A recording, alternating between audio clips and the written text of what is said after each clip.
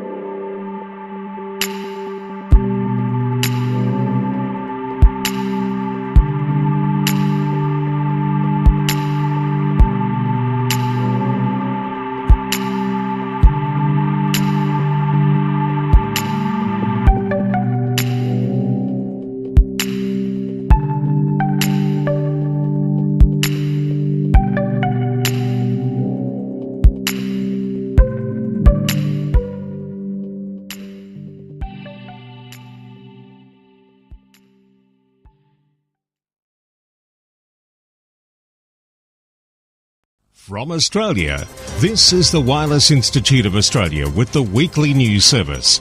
This broadcast is in text, audio and video and is accessed on wia.org.au. Yes, I'm Graham, VK4BB, and yes, it is the national news, this edition for May 1, 2022. And in the news this week, Roger Harrison, VK2ZRH, manager of the VHF-UHF Field Days. Kevin, VK4UH, manager, Harry Angel Memorial 80-metre sprint contest. Justin, VK7TW, for the 2022 WIA Conference Organising Committee. And Peter, VK4EA, WIA Board Director. Hopefully everybody listening or reading has seen the AGM, Open Forum and the Antarctic Symposium notices for the 7th of May. Please register using the Eventbrite facility set up by the Radio Electronic Society of Tasmania. It's free of charge for the AGM and Open Forum and a very modest charge of $10 for the afternoon sessions. If you haven't received the Memnet email or seen the webpage post, there is a link to the article in the text edition. More details of the event later in this bulletin. Stay tuned. I'll be there in person at my own cost. Thanks to the pandemic, I have a heap of points and credits to use up. It'd be great to travel interstate again after a considerable break.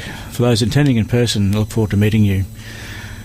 One of the fantastic parts of the AGM is the announcement of the WIA Merit Awards.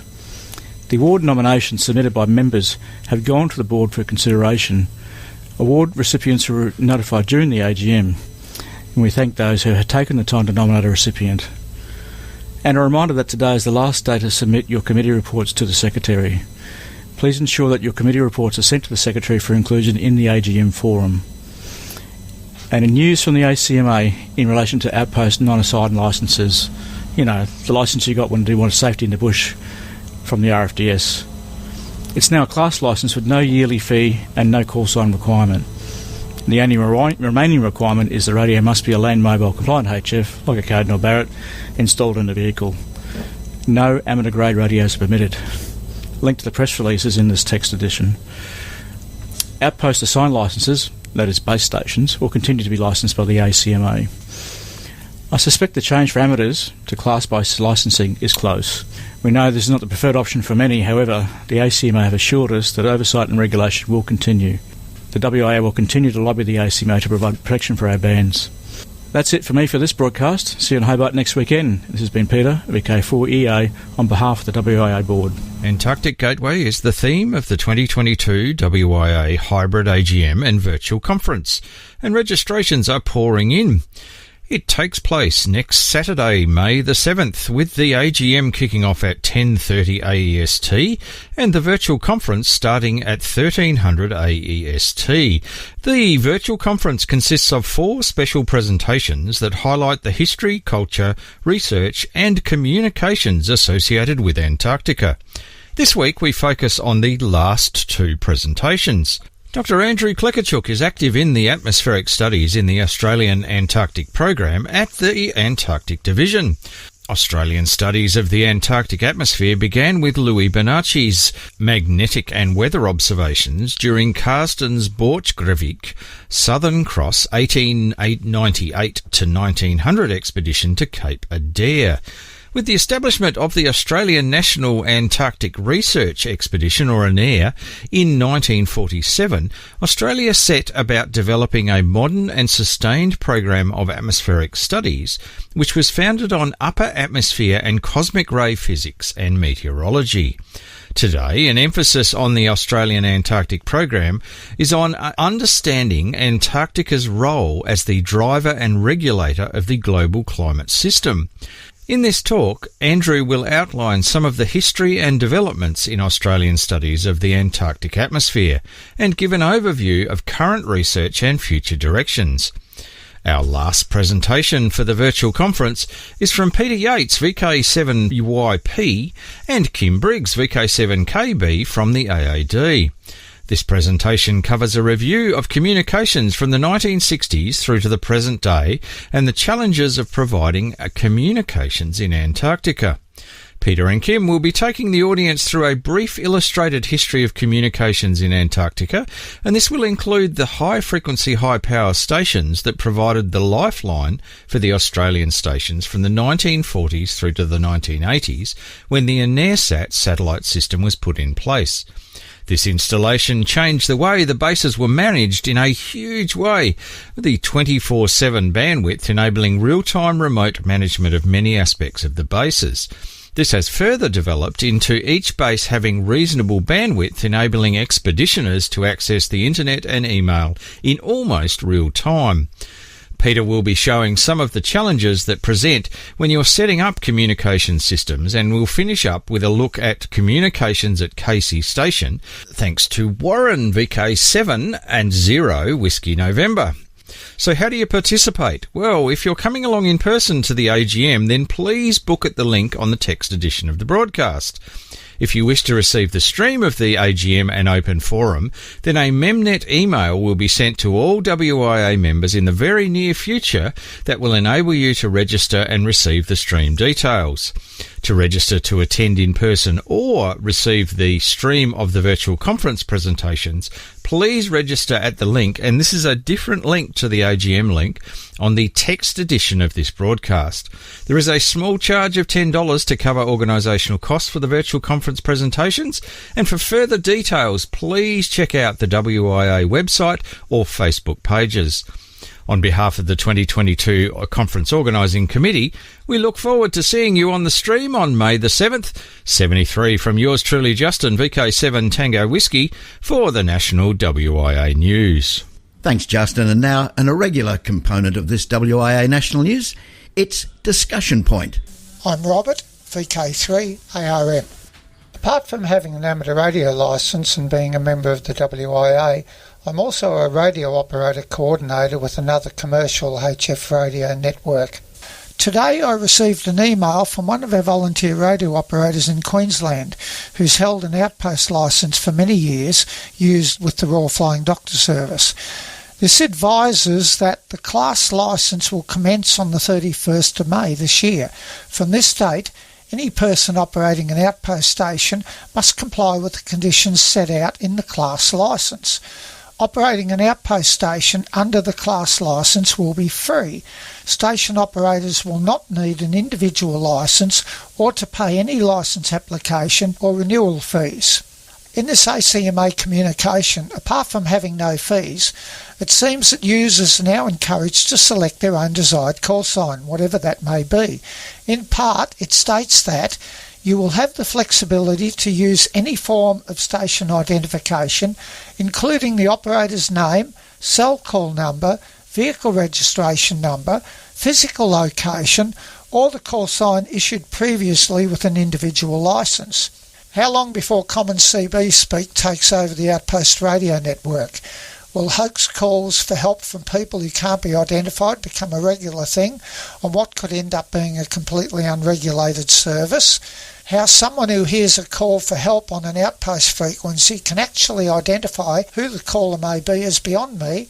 It seems to me that the outpost frequencies could become nothing more than the new high-powered HF Citizens Band. This greatly concerns me after reading this ACMA advice, especially that the ACMA seems intent on putting us amateurs onto a class licence. I hope that the people dealing with the ACMA over this proposed change are doing their homework well. Otherwise, this latest change to outpost station licences could be an example of what's ahead of us. I'm Robert, VK3 ARM. This is VK1 WIA. All points of contacts from today's news stories are to be found in print when you read the web editions, www.wia.org.au. Now, international news with Jason, VK2LAW. Hello. Commencing news from Region 1, radio amateurs respond to earthquake in Bosnia and Herzegovina. IARU Region 1 Emergency Communications Coordinator Greg Mossop, Golf Zero Delta Uniform Bravo, reports on the amateur radio response to the earthquake that struck Bosnia and Herzegovina April 22nd. He says the earthquake, registering 5.7 on the Richter scale, struck around 45 kilometres southwest of the city of Mostar, but it was felt across a wider area including Croatia, Serbia and Montenegro. And sadly, the quake is reported to have caused death and many injuries. 5 minutes after the earthquake, the emergency communications service was activated. Following their plans, 3 teams from local radio clubs were mobilised and established a network using existing VHF repeaters and a portable crossband unit. A digital connection was also established between Sarajevo and Zenica, Echo 70 Alpha Romeo Alpha via WinLink, with situation reports being passed in IARU message format. Because of the risk of aftershocks damaging buildings weakened by the first earthquake, the emergency networks are remaining active until the danger is past, along with a number of frequencies and repeaters at VHF-UHF. The following HF frequencies will also be in use: 3.612 and 7.125 MHz. 40 MHz news. A little bit of radio history was made on the 21st of April 2022 with the very first contact ever between Ireland and South Africa on the 40 MHz band. Phil, Echo India 9 Kilo Papa, in the west of Ireland, managed to complete two-way contacts with Jan, Zulu Sierra 6 Oscar Bravo in South Africa, on 40.680 MHz, using the FT8 and FT4 modes, a distance of about 9,570 kilometres. Echo India 9 Kilo Papa was using 25 watts to a homebrew 2-element Yagi. Zulu Sierra 6 Oscar Bravo was using in the region of 30 to 50 watts. And wrapping up international news from Region 3, Antarctic ham radio station active for Children's Day May 5. The Japanese Antarctica Research Expedition, JARE, amateur radio station 8 Juliet 1 Romeo Lima, is conducting special operation of Children's Day May 5, where elementary, junior high and high school students in Japan get priority to contact this last continent. In 2022, the 63rd Japan Antarctic Research Expedition at the Saiwa Station plans to operate Special Operation of Children's Day.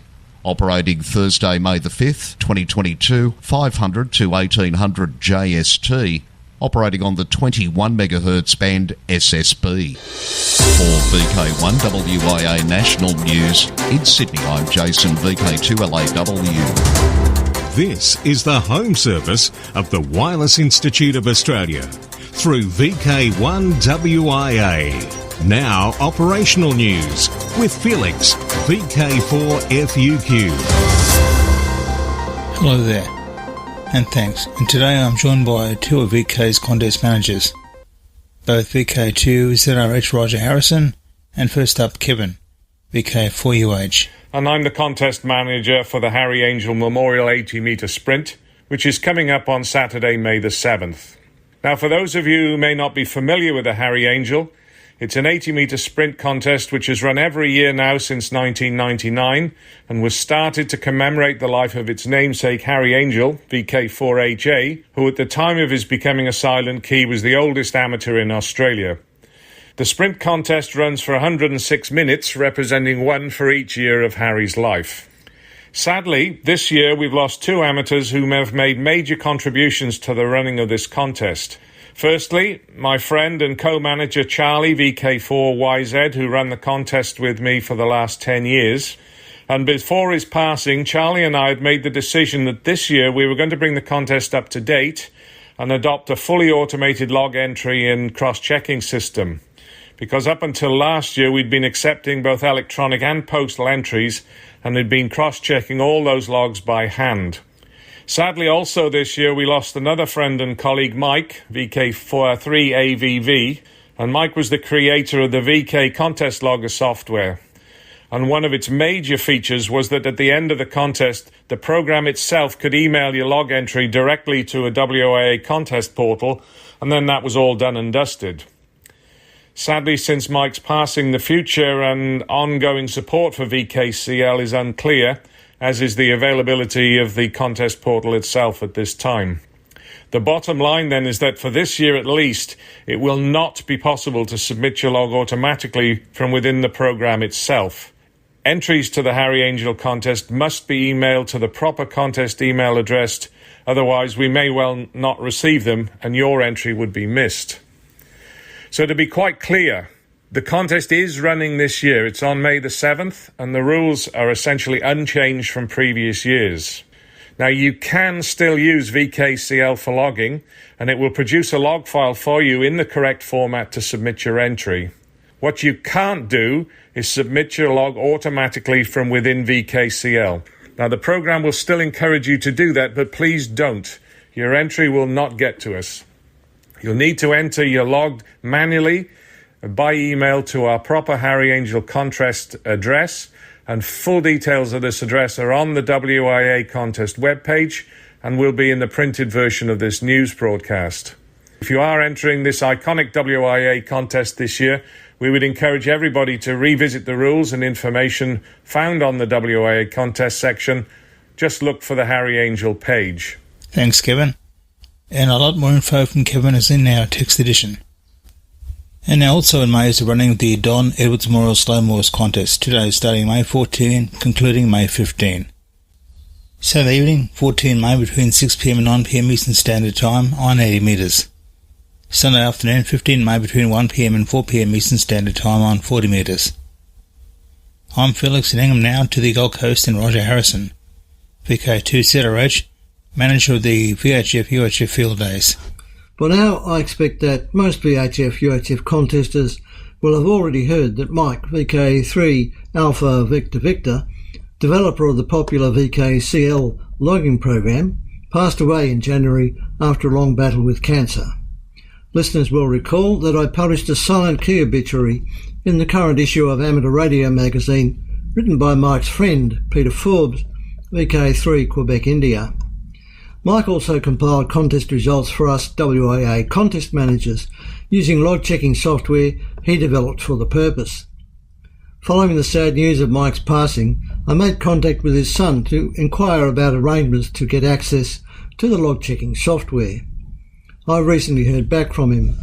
The situation is that VKCL and Mike's log-checking software cannot be accessed until after probate on his will is determined, as all his computer equipment and software is part of his estate. I will hear from his son in due course.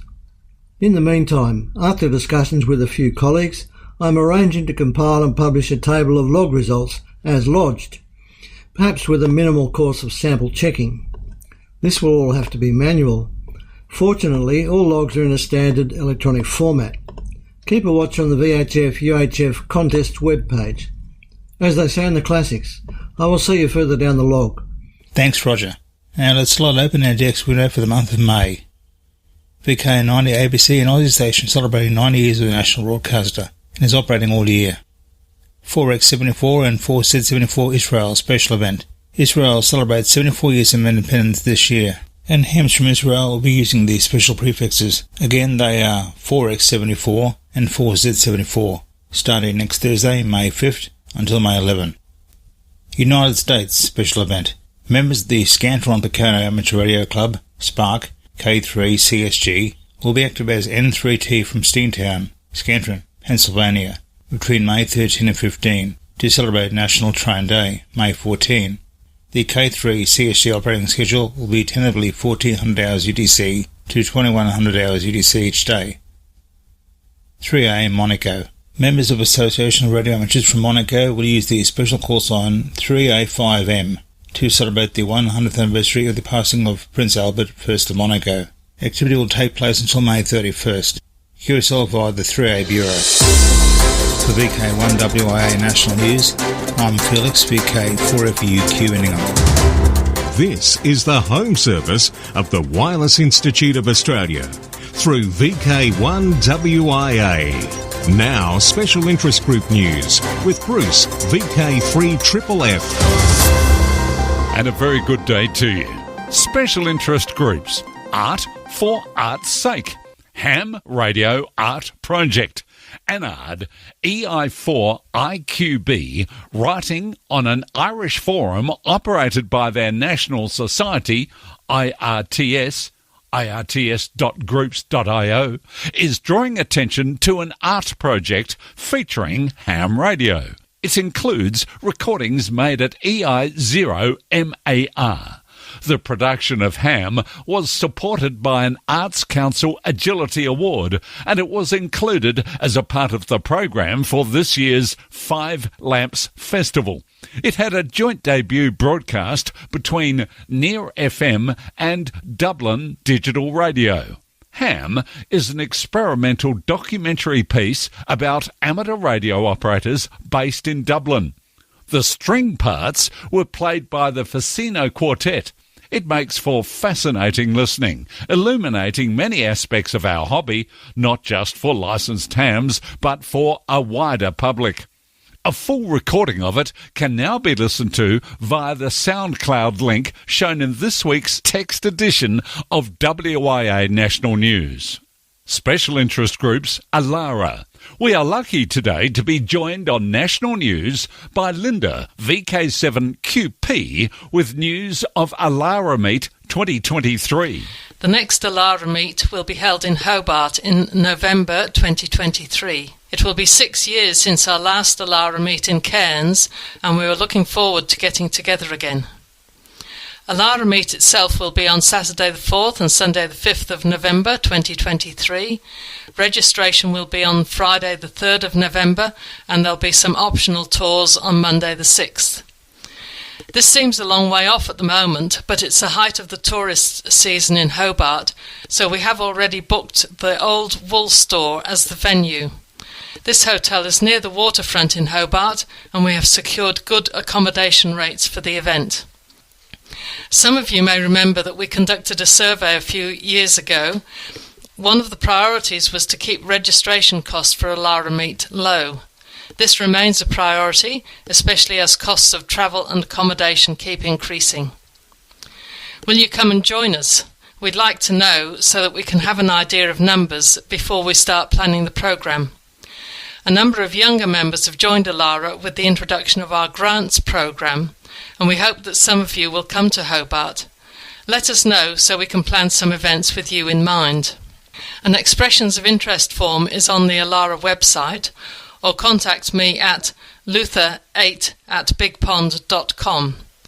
This is not a booking, it's just to help with planning so we can reserve a block of rooms at the Old Wool Store at these competitive rates. Please return the expressions of interest for me by email or send to PO Box 308, Rosney Park, Tasmania 7018 by the 15th of May 2022. The Alara AGM will be held tomorrow, Monday 2nd of May at 10:30 UTC on the Echolink Alara conference station and on 3.625 MHz plus or minus QRM. This will be my finale as President of Alara, a position I've held for 3 years. Alara is going strong with our grants programme, attracting new members and scouts and guides joining our contest. Now I'm retiring as President, I have time to think about Alara Meet in Hobart next year. Looking forward to welcoming everybody. 73 is from Linda, VK7QP. Thanks, Linda. Now from Alara to worldwide special interest groups 5 MHz. NZ Art 560 licence update. The latest New Zealand Amateur Radio Transmitters Society News Bulletin Infoline number 450 reports on the current situation as regards 5 MHz 60 metres in the country. It says, Richard ZL2FY, the NZ Art Administration Liaison Officer, has spoken with RSM and is waiting on them to issue a new GURL. Until they do, the status quo continues. If required, the licence will be renewed and they will continue until the GURL is issued.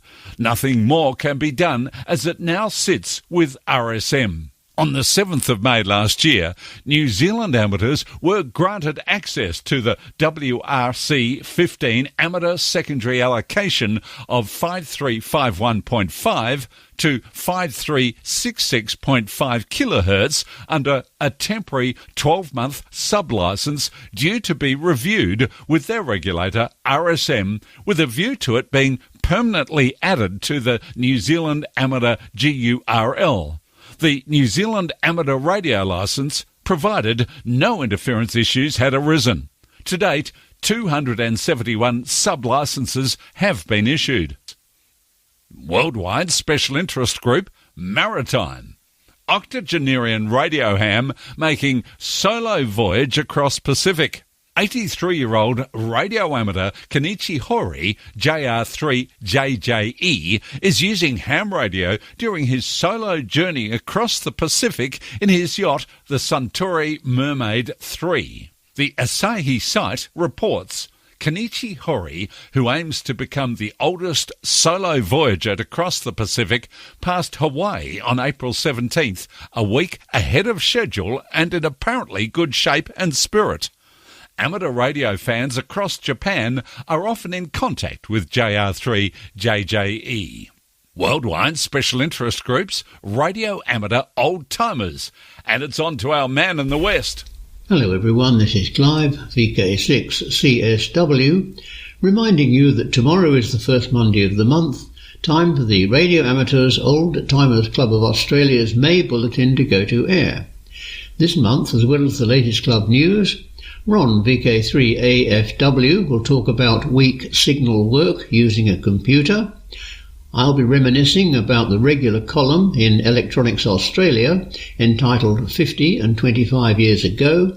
And lastly, Bill VK3BR has an item about Oliver Heaviside, that remarkable self-taught mathematician who, amongst many other achievements, predicted the existence of the ionosphere.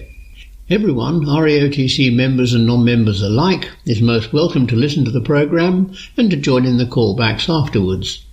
Full details of all transmissions, times and modes can be found on the RAOTC website or just Google RAOTC broadcasts. If none of the transmission times suit you, you can download the audio file at any time from today from the website. Members and friends of the RAOTC in Perth are reminded that the next lunchtime meeting at the Bayswater Hotel is on Tuesday, May the 10th. 7-3 from Clive, VK6CSW. Now, Worldwide Special Interest Groups Radio Scouting. Turkey's radio amateurs promote the hobby to scouts. The Aydin branch of the Turkish Radio Amateurs Association attended the weekend camp at the Scout House of the Campfire Scouting and Sports Club in Şarnali neighbourhood to explain all about amateur radio. TRAC Aydin branch members explained what amateur radio is, what activities amateur radio operators can engage in, the working tools and working methods required by this hobby, why amateur radio operators are needed in emergencies and disasters, and the importance of communication in search and rescue. In addition, information about the exam and certification processes of the amateur radio operator licence was also given. The young scouts learned how to communicate via hand and mobile radios, radio to radio or relay. Over digital radio, the young scouts met with the president of the Turkish Scout Federation and provided local interviews with the operators of the TRAC or TRAC Aydin branch with analogue radios. The practical training shown alongside the theory at the club, which houses scouts from many age groups, has aroused excitement among young scouts. I'm Bruce, VK3FFF in sunny Bendigo. On the social scene, VK3 Moorabbin Hamfest happens 10 a.m. May 14. In VK2, the Oxley Region Amateur Radio Club's Field Day, June 11 and 12. And in VK5, the Australian Fox Hunting Championship and the Surge Convention. This is John, VK5 DJ for the Surge Convention Organising Committee. The Australian Fox Hunting Championship is scheduled for the Queen's Birthday weekend on Saturday and Sunday, June 11th and 12th. Andrew, VK5KET, is our fox hunting coordinator, and he is planning to challenge the hounds as much as possible in the pine forests and surrounds of Mount Gambier. We're breaking with tradition and holding the Scout Hall activities on the Sunday only. All the usual goodies such as door prize, trading tables, lunch offerings on Friday, homebrew competition, presentations for the hunters, talks, and then the traditional three-course dinner to polish off the championship. On Sunday, the doors will open for traders to set up at 8:30 a.m. and for general public entry at 9:30 a.m. All details are available on the Surge website. And thanks for that, and thank you for listening to WIA National News. I'm Graham, VK4BB.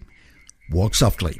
From Australia, this has been the Wireless Institute of Australia with the weekly news service. This broadcast is in text, audio and video and is accessed on wia.org.au. Courtesy of Bevan, VK5BD's ATV and YouTube channel, this has been WIA National News. We're back now, live and local, and your voice, your callbacks. And don't forget, tick like.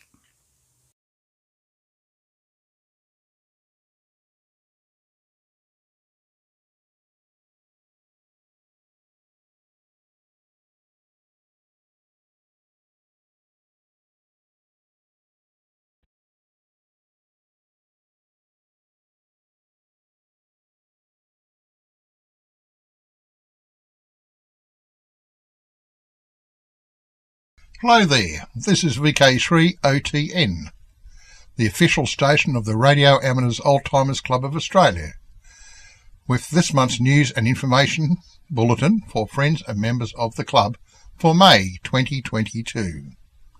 I am Andrew, VK3 Charlie Alpha Hotel. Details of when to hear these news and information broadcasts are available at the club website www.raotc.org.au. These news broadcasts are available for download for up to 6 months, just in case you missed the original news broadcast from the RAOTC website. You may have heard that some of our regular broadcast team have experienced some significant health issues, and at one stage there was some doubt as to whether or not these broadcasts would actually continue. The news and information broadcast will be continuing. A whip around of the RAOTC Committee of Management arrived at the decision that if these broadcasts were to cease, this may well be detrimental for promoting the image of the club. I'm going to give it a go for a little while. I don't intend at this stage to take it over, although we'll be helping out, and anyone who has personally met Bruce will know that his boots will be very difficult to fill. However, I'm willing to give it a go. At present, our OTN editor, Bill, VK3BR, is a fill-in replacement in the role of broadcast coordinator. If anyone listening feels they may be able to help out in any small way in contributing to these broadcasts, please contact us via email raotc@raotc.org.au. Alternately, there are some phone numbers located on the homepage of the club's website. I haven't got as many suitable jokes to end the broadcast. That is, none that are suitable to put on air. However, there is a joke this month. Club news. After nearly 30 years, the final Melbourne luncheon has taken place at the Bentley Club. The guest speaker at the luncheon was Rodney Richards, a pilot who presented a presentation about Angel Flight Australia. The owners of the Bentley Club have decided to sell it for a residential housing development, and it is due to cease trading later this year. I'm glad to inform you that the RATC Management Committee is actively seeking an alternate venue, with several already in mind, so please stand by for further details in future news bulletins. New members. Today I am pleased to announce that Bob Tyrrell, a VK3 Bravo November Charlie, has become new full member 1833 on the 7th of April 2022. Welcome, Bob. Please feel free to join in the callbacks after the broadcast. Silent Keys. It is with deep regret that we record the passing of the following members.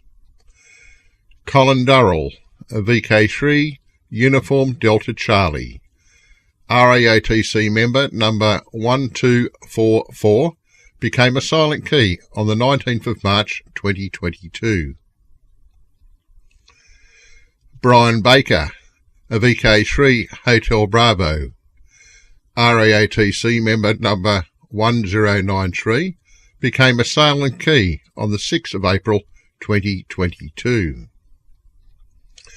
Ken Morgan, VK3 Charlie Echo Kilo, RAOTC member number 1457, became a silent key on the 7th of April 2022. Let us pause a moment in memory of our departed colleagues.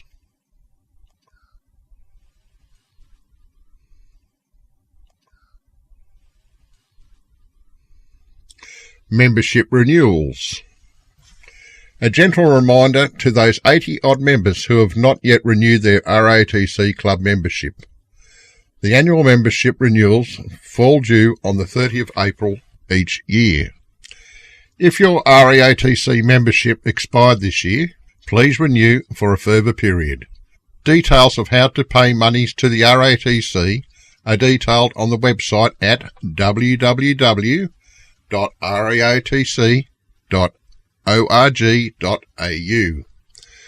If you have any queries about your membership renewal, please contact our membership officer, Bill, of VK3BR, on 0416 177 027 or by email to raotc@raotc.org.au.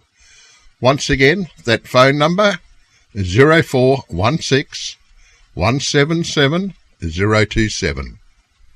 Hello everyone, this is Clive, VK6 Charlie Sierra Whiskey, reminding you that the next lunchtime meeting for members and friends of the RAOTC is at the Bayswater Hotel, Bayswater, starting at around midday, and that the buffet is back on the menu once again. Everyone's welcome to join in and have an eyeball QSO, but do remember that WA public health rules apply in all restaurants. You're listening to VK3 Old Timers News, VK3ATN, the official station of the Radio Amateurs Old Timers Club of Australia. This month we have 3 articles for you. First up is Ron, VK3AFW, who talks about weak signal work using a computer. Followed by Clive, VK6CSW, who recalls a column in Electronics Australia with particular reference to various proposals of FM broadcasting in Australia. And finally, Bill, VK3BR, tells us a little about Oliver Heaviside. Now, these 3 articles were first broadcast in May 2012. Hello, members and other listeners. As winter approaches, I've been thinking about some of my local skeds and having to run the gauntlet of rain, wind and possibly hail to get to my outside shack. I also thought again about those of us who have restrictions on outside antennas. This led to the construction of 2 aerial systems which I have placed under the roof of my garage. It has a tiled roof, but there is some metal bracing and some girders and some electrical wiring. In short, not an ideal antenna location, but quite typical. If successful, it could mean not getting wet and also gaining some practical experience in operating with a stealth antenna that might suit those of us with restrictions. The results so far are interesting and encouraging. One aerial is a quad-band mobile whip to which I have fitted radials for each band. It covers 10 metres through to 70 centimetres and is fine for general listening on these bands and quite okay for QSOs via repeaters or with locals on simplex. The second antenna is a 21 MHz dipole placed just under and parallel with the tiling. This gives an open inverted V arrangement. Over the first few days of using this dipole, I've worked Canada and many stations around Japan and a few VKs. Good signals have been heard right across Europe and also from South Africa. So, successful DX operation is possible with a stealth antenna placed in a pretty ordinary environment. Is there a catch? Well, yes, I haven't tried phone operation, so maybe it won't be so good with that. I have, in fact, been using JT65, the weak signal digital mode. This allows the power level to be dropped to 50 or even 25 watts, thereby greatly reducing the possibility of interference to entertainment systems, etc., something that is important for unobtrusive operation in a retirement home, for example. Most of the contacts could have been made on CW, but I have stuck to the keyboard for the evaluation. JT65 is very, very effective for weak signal conditions, but the expense is a message transfer rate of only 3 words per minute. This is overcome to some extent by using standard abbreviations. It is normal to receive clear text messages from stations whose signals are so weak you could not hear them. And of course the converse applies. Your signals do not have to be discernible by ear for perfect copy by the other guy. So, if you're about to downsize your accommodation and the rules prohibit an external antenna, consider an under-the-roof dipole for HF, or a multi-band whip antenna with radials for VHF and UHF. The 21 MHz dipole is not too large to fit into most roof spaces, and end loading could be used to put it on any lower amateur band. The 15 metre band is better suited than 20 metres to successful use of modest power levels and offers worldwide DX or local contacts. The JT65 mode compensates for the lower effectiveness of the hidden antenna as compared to an external one with a clear takeoff. I know other operators are using similar setups, so this is not groundbreaking research, but merely confirmation of what can be done. As they used to say in one well-known advertisement, please consider. Until next time, good DX and 73. You are listening to VK30TN and associated relay stations. And now over to Clive, VK6CSW. Looking back, when thumbing through some 1987 issues of Electronics Australia recently, I was reminded of a regular column entitled 50 and 25 Years Ago, consisting of extracts from EA's predecessor magazines, Wireless Weekly and Radio, Television and Hobbies. This year, 2012, makes these items 75 and 50 years ago. I thought that listeners might find some of these snippets, particularly where they have a radio or electronics flavour, interesting and, in at least some circumstances, be able to relate to them personally. In this first item, published 75 years ago in April 1937, Wireless Weekly describes the latest offering from Peyton Instruments, Sydney, a firm long gone, but in fact whose name will be familiar to many old-timers. The name does still live on as University Peyton of Rydalmere, New South Wales, but bears precious little resemblance to the original family company. The item reads, Oscillograph. We recently received for inspection the latest product of the Peyton Electrical Instrument Company, namely the highly interesting model M1 Palek cathode ray oscillograph, which incorporates a 1-inch 913 tube. The specifications of the instrument, as supplied by the manufacturers, are as follows. The instrument is equipped with horizontal and vertical shifts to enable the picture to be positioned to any part of the screen. Focus and intensity controls are provided for sharp definition. Both plates, horizontal and vertical, have independent amplifiers which enable very small EMFs to be viewed. These special amplifiers are flat from 50 to 100,000 cycles per second. Well, how times have changed. And I wonder too if they supplied magnifying glasses for that 1-inch screen. The same issue of EA reprinted the following from Radio, Television and Hobbies 50 years ago in April 1962. It concerns the then ongoing debate about the introduction of FM radio into Australia, which no doubt many old-timers will recall. FM smokescreen. The very large group of listeners who were dismayed some months ago by the termination of FM broadcasting, ground their teeth in further frustration at a statement by the Postmaster General, Mr. Davidson, on March the 8th. Replying in Parliament to a question by Mr. Einfeld, the Minister said, space would be made available in the ultra-high frequency band for a continuation of frequency modulation broadcasts if a fairly general desire to have such a service reinstated were indicated by listeners generally. As yet, I have not been informed of any such general desire.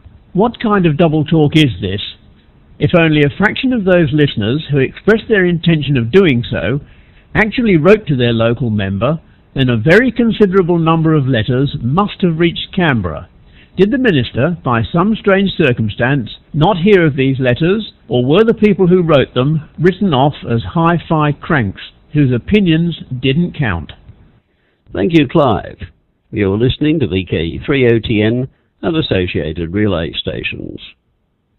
Oliver Heaviside.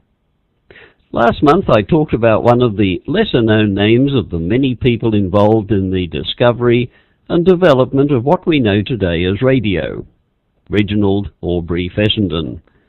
This month the subject will be Oliver Heaviside.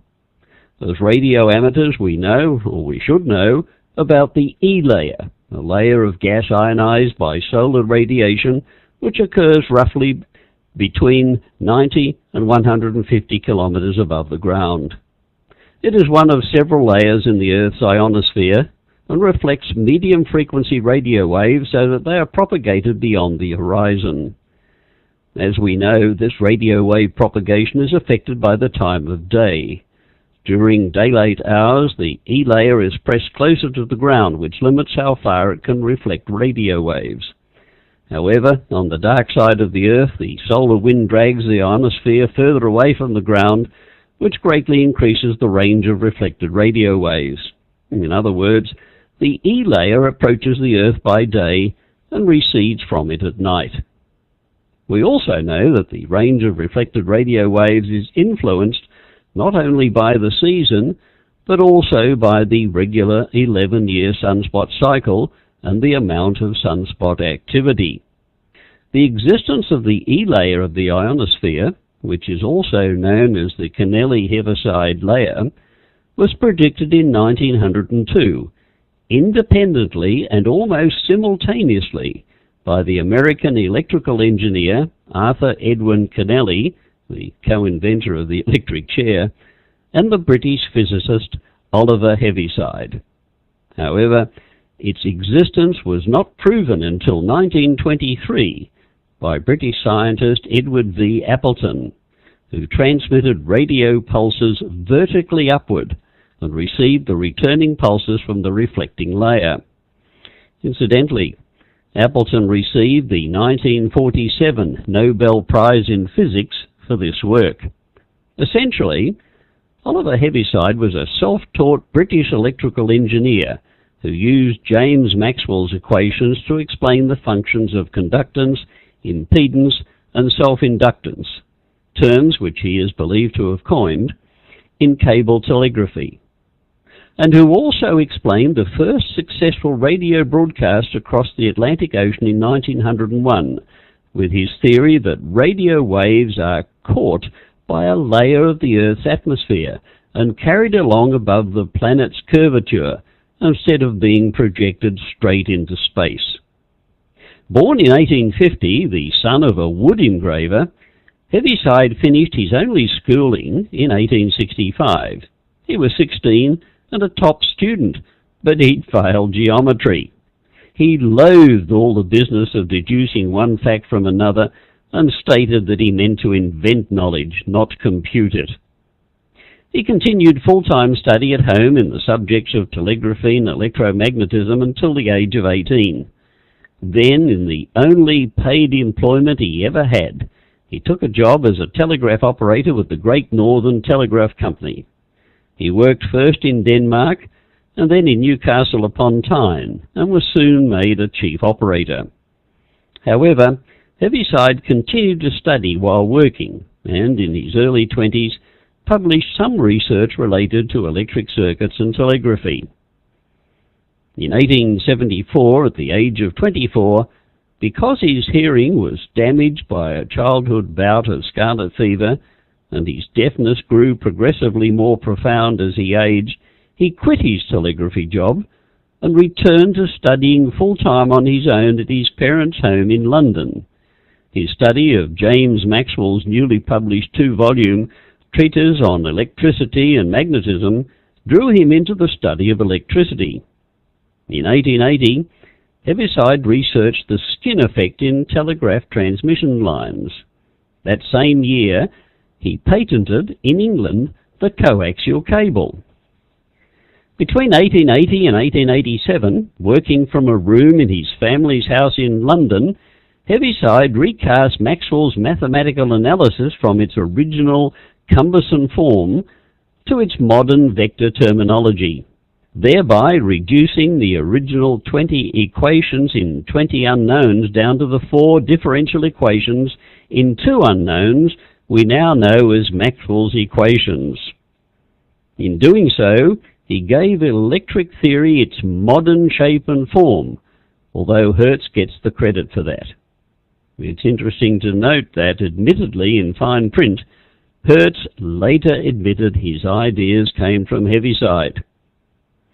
In 1884, Heaviside picked up the radical new idea of vector analysis. His most important ally was the reclusive American genius J. Willard Gibbs. Vector analysis won out, but only after Heaviside, this shy man with his acid pen, had started a war. He brought that war to full pitch a few years later with something called operational calculus. Basically, Heaviside's operational calculus is a method of solving differential equations by transforming them into ordinary algebraic equations. This caused a great deal of controversy when first introduced, owing to the lack of rigour in his derivation of it.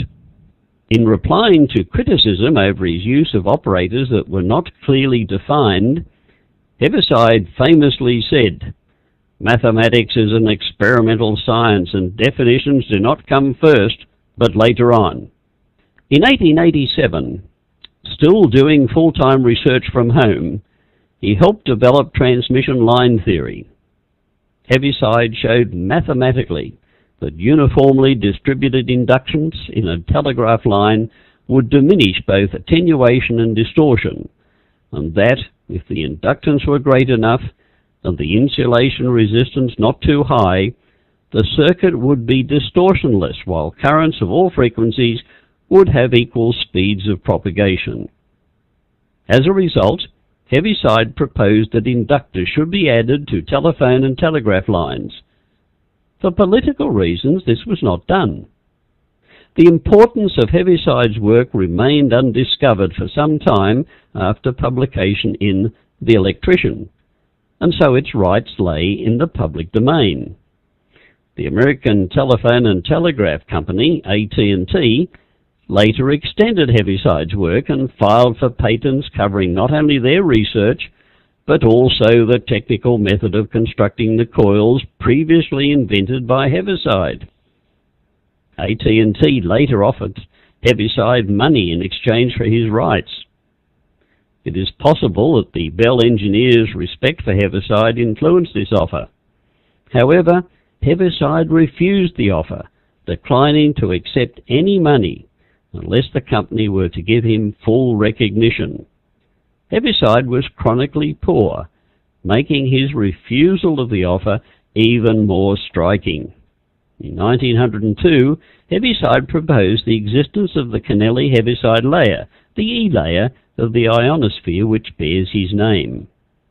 Heaviside's proposal included means by which radio signals are transmitted around the Earth's curvature. The existence of the ionosphere was confirmed in 1923. The predictions by Heaviside, combined with Planck's radiation theory, probably discouraged further attempts to detect radio waves from the Sun and other astronomical objects. For whatever reason, there seem to have been no attempts for 30 years until Carl Janksty's development of radio astronomy in 1932. In 1905, Heaviside was given an honorary doctorate by the University of Göttingen in Germany. In 1909 he grew sick of fighting and faded off to Torquay in southwest England. There he lived out his last 25 years in a bitter retreat. In 1922 he became the first recipient of the Faraday Medal, which was established that year. He died at Torquay in Devon on the 3rd of February 1925. Most of his recognition was gained posthumously, although Heaviside's name is not seen much today. However, his brilliant works have been woven into the fabric of many textbooks. Like vector analysis, Heaviside's calculus stood the test of time. So did the rest of his work. He supplied the theory for long-distance telephones, and his mathematics served and shaped engineering.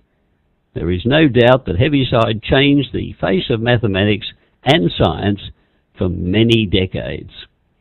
You're listening to VK30TN and associated relay stations. Amateur radio celebrates the ABC's 90th anniversary.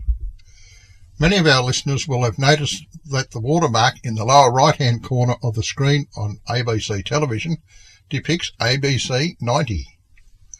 During 2022, amateur radio operators across Australia will be helping the ABC to celebrate its 90th anniversary.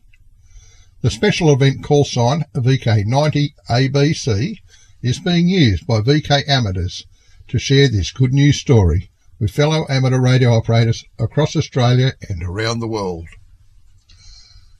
Already there have been 2 interviews with ABC radio stations, with Paul, VK5PAS, interviewed by ABC Riverland broadcaster Matt Stevens, and Andy, VK3VKT, being interviewed by Macca on Australia All Over.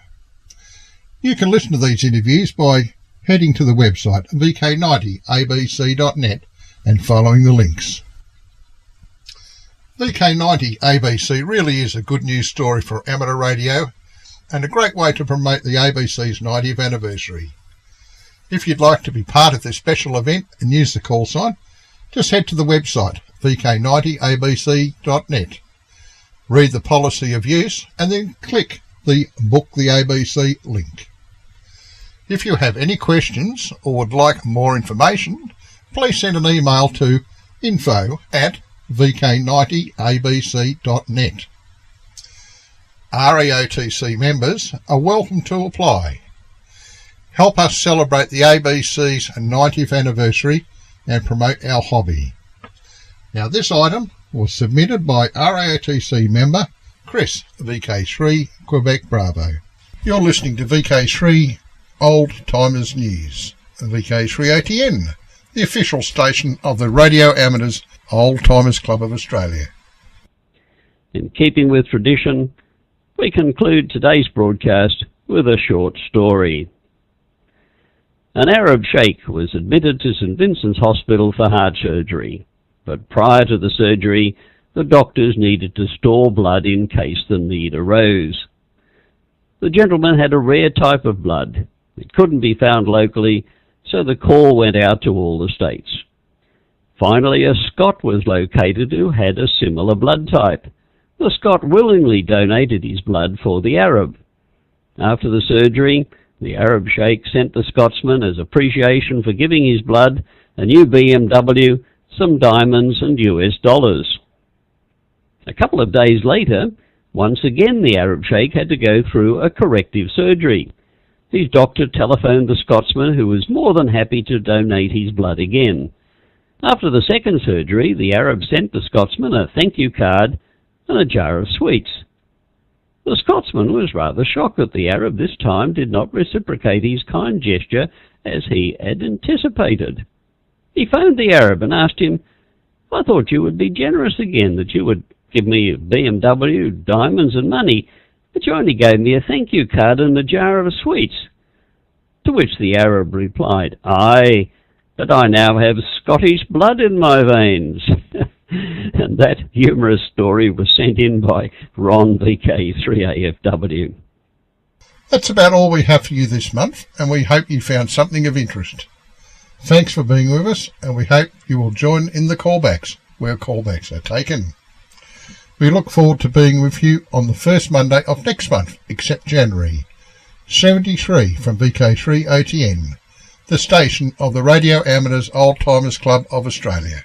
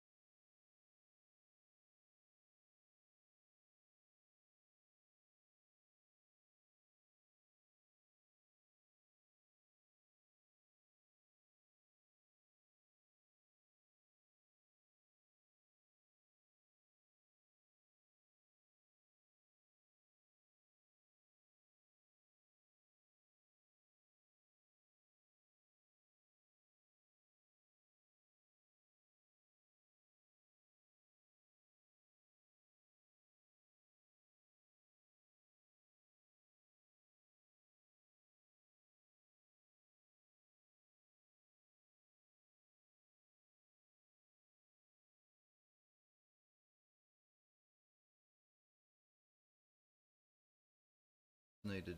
Hello. Oh, yeah, okay. Now we've got it. All right. 1, 2, 3, 4. Yep, there I am. Just mute that. All right. Let me just do a bit of a spiel first. Hang on, guys. All right. This is this is Clint, VK3CSJ. Excuse the way I look at the moment. I didn't get to bed till 4 o'clock. So I'm just all very scruffy looking at the moment. So thank you very much for watching the news bulletin this morning, and both on the WIA News and the Old Timers News Bulletin. I only downloaded the audio file for the Old Timers Club early this morning. And as usual, everything sort of falls over in getting it prepared, because as usual, I was expecting just maybe 2, possibly 3 announcers during the news bulletin, but there was at least 2, maybe 3 newcomers to the session this morning, and I didn't have pictures for them. So my humblest apologies if the vision, the pictures didn't match the people talking today. I'm not familiar with the people's voices, so I was going between pictures and thinking, no, that's not Clive. That's not. No, is that Bill? If any of the presenters for the news bulletin is watching the YouTube feed, because I've sent out plenty of links to the YouTube feed today, it would be nice if when the announcers actually speak, if they could just say, "Hi, I'm Bill," or "I'm Clive," and whatever else. But if I can actually get a hold of the audio file early enough, and that would have worked. I could then write down, oh, he's queued up next, he's queued up next, he's queued up next, and I can match the pictures accordingly. Otherwise, I'm doing this on the fly. Unlike Bevan's amazing production, Bevan does such a fantastic job, but it's. I know that it must be horrendous, a lot of work to get all those graphics and imagery all sorted out with the WIA News, and I know he spends hours in getting that right. So I can understand that occasionally little mistakes might slip through. But for the Old Timers News Bulletin, which only comes out once a month, it's amazing how half an hour can be such a trick. Anyway, while I'm on camera, I'm presenting the ATN, what is it? The ATV net on Tuesday night. I'm hosting it, as they say. It happens to be my birthday. I'm turning 62 on Tuesday, so this is a special request, and this is why I'm on camera. As a kind of a real special request, as like a birthday party or an ATV party, I want everybody to come up on TV, even if it's just a 3-second grab to say, "G'day Clint, happy birthday," and then disappear. I want every ATVer in Melbourne to come up on Tuesday night's bulletin, just to come up and say hi, because I know there's 30 of us out there. So, it'd be nice to just make a quick transmission. I'd appreciate that for sure for Tuesday at 8 o'clock on these airs. So, having said that, I'll go back to the limited callback that came in on the RMC repeater, and I acknowledge that RMC is not is not recognised as an ATV liaison channel. It should be all on 147.400, but we do have a problem with copy at this end. So when it comes to Tuesday night, I'm going to rely on Richard, VK3VRS, and or Ian, VKQL, to just let me know who's coming in on 147.400, and I'll compile a list of the stations that will call in, and we'll just do a round robin. We'll just get folks to quickly come in either on RTV1 or RTV2, and we'll see how we go. It should be a most entertaining exercise. All right. So we had Richard, VK3VRS, call in. So let's pick up Richard, VK3VRS, VK3CSJ, and we'll see how we go.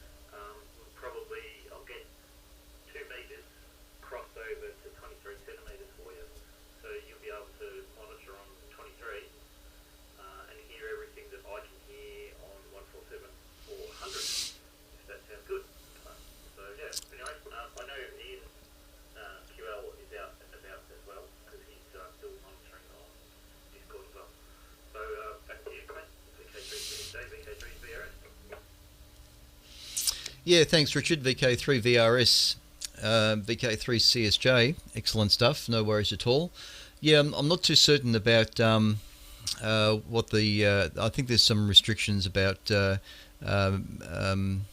cross-banding via a repeater sort of thing. I think there might be some issues there, but it's just a simple matter of letting me know who calls in on 400. I'll come up and make a transmission on 400, but as far as reception goes, I'll probably not hear everybody. Most will be in the noise. But we'll see how we go. Otherwise, it should be a fairly easy peasy arrangement. But there won't be any fanfare. There won't be any bells and whistles. I'm afraid it'll be just like this, and I'll just go between every station. So that's just the way that's going to be. All right, thanks, Richard. We had Tony, VK3VAT, also a local amateur. Good morning, Tony.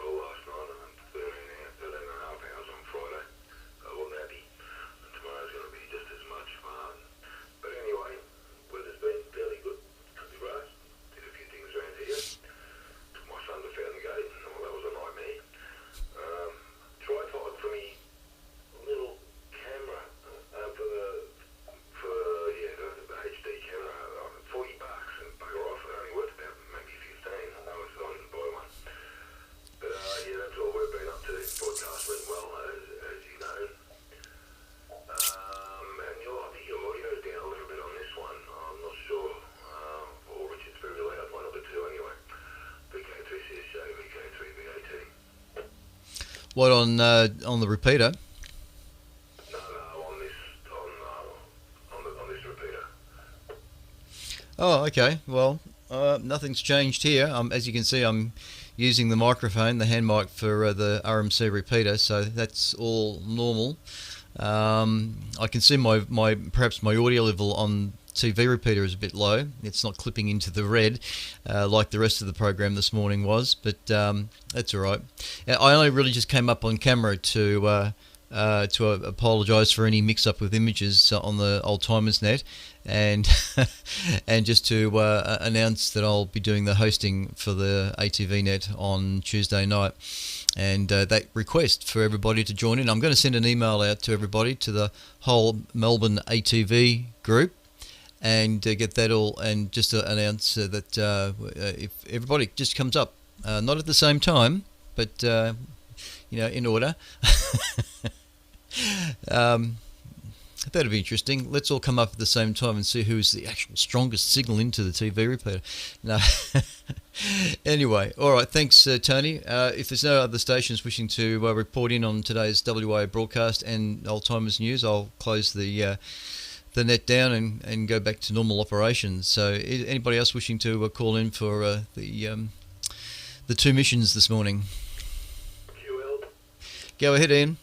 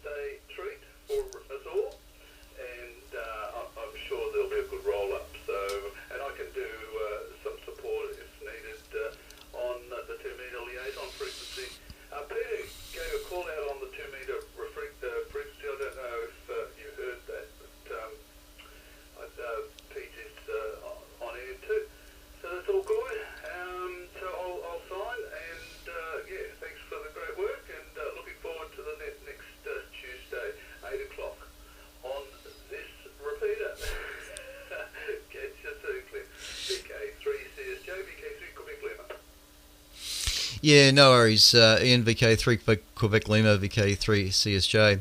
Yeah, I heard Peter call, or not. I heard him come up on the 400. You can just see the TS 2000 in the back of me there. That's currently on 400. But I heard him come up. But as far as I know, he was calling somebody else. So I don't think he was calling me. But anyway, not to worry. There he is. Have a say, Peter. Well, I weren't calling you. Anyway, come through okay there, Clint. And great that you're stepping up to the bar. And it's a good idea to circulate everyone. Let's see if we can get 30 stations. That would be monumental. Anyway, I was just wondering how news from Germany's going. Yeah, well, there you go. Thanks, Pete. It'll be interesting to see how we go. I'll try and give it a bit of a promote for the news, because I know that they're all out there somewhere. So we'll just try and see if we can just get people to come up. Just make it a tentative local party. Anyway, we'll see. I haven't, as far as birthday parties are concerned, the last birthday and the only birthday party I've ever had was when I turned 21, and so I'm not really big into social get-togethers. Anyway, at this point in time, as far as the HD boards are concerned, I did email Stefan on Friday. I think Friday morning. It's already been 2.5 weeks since he notified me that he actually has the boards, because I sent him a quick email. We were emailing each other back and forth within half an hour of each other, because he was trying to get me to write the invoice that was going to suit the situation. And I got something back to him, and he was happy with that, and he said that he had picked up the boards, so I know he's got them. So I haven't badgered him. I've just been hoping that over the last 2 weeks we would finally get something from him, just politely, saying that, Clint, yep, I've looked at them, and we can find a fault, and it's going to take us another week to get it done. Some sort of feedback like that, just sort of obvious things, but nothing. So I thought, well, all right, in case he was going to reply quickly, I thought that I'd send off something on Friday just to see an update. It was just a little sentence, nothing too complicated in converting to German, if that's what he does. But it's no reply at this stage. It's been nothing. So I just asked, how's the repairs going? Have you had time to look at them? That's as simple as that. No other embellishment. So as far as I know, we're just waiting, like I said. But that's fine. I've got the standard definition meter here, works very, very well, and it's holding its own. It hasn't failed me since the day that I got it, and that's probably because I don't run it flat out. So anyway, once we get the new or the returned HD boards, we'll make sure that we don't run the system flat out like I did. So thanks to Wayne for finding that little discovery. All right, so thanks, Pete. And now I'm hearing myself coming back somewhere. Where's that coming from? Oh, I think that was 23 centimetres. All right, thanks, Ian. VK3 Quebec Lima for checking in and making sure that you're not tripping over your own cables. I'm doing that all the time. I think the thing I really hate is when I'm wearing the headphones, and if I have to suddenly stand up, I'm always stepping on the cable for the headphones. So as soon as you stand up, the headphones go, and and that annoys the crap out of me. So I haven't quite got to the point where I'm throwing the headphones across the shack, but anyway, all right, I'm going to finish off here because I can see that I'm still on YouTube here and everybody around the world is watching my silly face. So I'll conclude, at least I'll close the YouTube stream down, and we'll finish up in general and probably just end up raid showing here on the repeater. So this is VK3 CSJ on behalf of the Wireless Institute broadcast and the Old Timers Net. We'll conclude here, and we'll repeat everything again at 8 o'clock tonight. There'll be a repeat, and I'll make sure that the images suit the character voices that come up on the OTN net, so I don't stuff that up.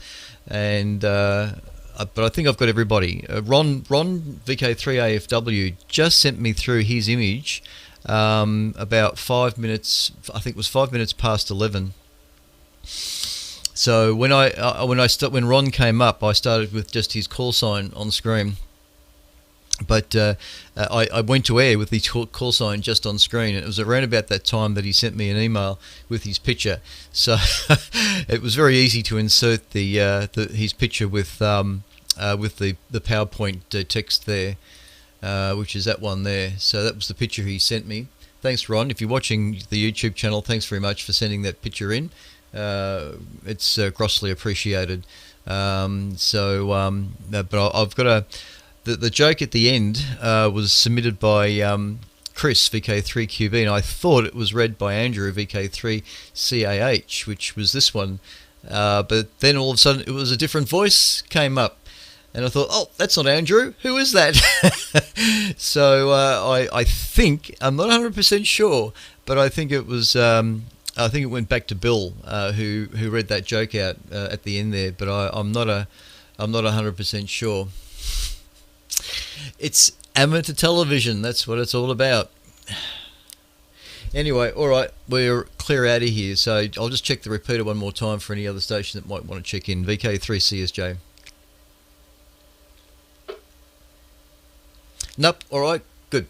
Where we shall conclude here on the repeater. I'll just get rid of the YouTube stream first. So thanks for everybody for watching on the YouTube stream. Send us an email if you were watching on the YouTube stream this morning. I suppose what email would be good for this? Oh yeah, okay, vk3csj@gmail.com. That's an email address that works. I use it for SARA, the Society of Amateur Radio SARA, amateurs, Society of Amateur Radio Astronomers. That's it. Forgot the last word. VK3CSJ at gmail.com. I can see here on the screen somewhere. So enter reports, signal reports. If it was a Q5 picture, that'll do me. Send to VK3CSJ. You can see it on the screen there, VK3CSJ at gmail.com. And I shall send a QSL card straight to you. Not really, because I don't have any, but I'm working on that. I've been working on it for the last 10 years. Stopping the stream. We'll be back at 8 o'clock tonight. Where's it?